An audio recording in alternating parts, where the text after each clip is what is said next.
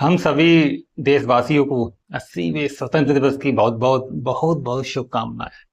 आज का दिन हम सभी देशवासियों के लिए, भारतवर्ष के लिए बहुत बड़ा दिन है, बहुत खास है। और टी नॉलेज हमेशा कहता है कि स्वतंत्रता दिवस, गणतंत्र दिवस जितना माहौल का, जश्न के माहौल का खेल है, उससे ज्यादा विचारों का खेल है।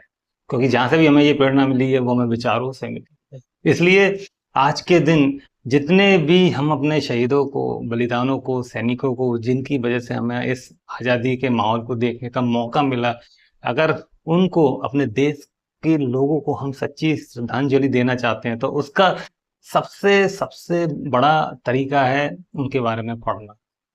जब आप उनके बारे में पढ़ते हैं, उनके बारे में जानते हैं, तो आप वाकई में देश के बलिदानों को, वीर शहीदों को सच्ची में, सच में श्रद्धांजलि देते हैं।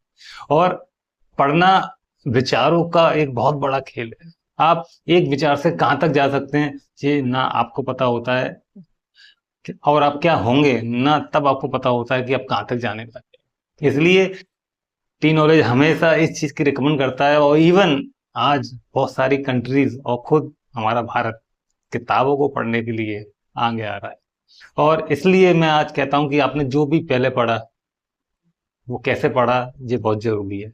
आज आप कैसे पढ़ते हैं, ये बहुत जरूरी है। क्योंकि किसी भी किताब से, किसी भी एक सिंगल बुक से आप सिर्फ उतना ही ले सकते हैं जितनी आपकी उम्र।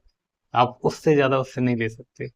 ज्यादा लेने के लिए आपको ज्यादा आगे जाना पड़ता है, फिर वही किताब आपको ज्यादा देती है। इसलिए आज के दिन, स्वतंत्रता दिवस के दिन, हम उन लोगों के बारे में पढ़ना शुरू करते हैं जिनकी वजह से हमें आजादी मिली है, और उनके विचारों को, प्रेरणा को, उनके संकल्प को, उनकी संघर्षों में से किसी एक चीज को अपने जीवन में उतारते हैं और देश के लिए आगे बढ़ते हैं। क्योंकि इस देश में हर एक इंसान की अपनी जिम्मेदारी 100% है, और हमें ये जिम्मेदारी खुद उठानी है। कौन क्या करता है, क्या कहता है, ये पूछने या बोलने से पहले हमें 100% अपने लिए जिम्मेदार होना। और उसके लिए सबसे आसान तरीका है किताबों को पढ़ना। इसलिए कहा जाता है कि अगर आप बहुत खुश हैं, रीड द बुक। अब अगर आप बहुत दुखी हैं, रीड द बुक। अगर आपको समझ में नहीं आ रहा क्या करना है, रीड द बुक। अगर आप स्ट्रगल में हैं, रीड द बुक।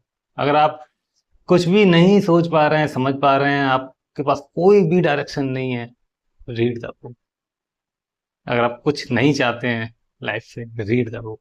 इसलिए किताबों को पढ़ना शुरू कीजिए, और अपने देश को, अपने देश के लोगों को, अपने देश के नाम को आगे लेकर जाइए। अमित सक्सेना हमेशा से ये शुभकामनाएं देता है, और ये मैं मानता हूं कि हर घर से एक बड़ा रीडर बाहर आना चाहिए, ताकि हम देश की तस्वीर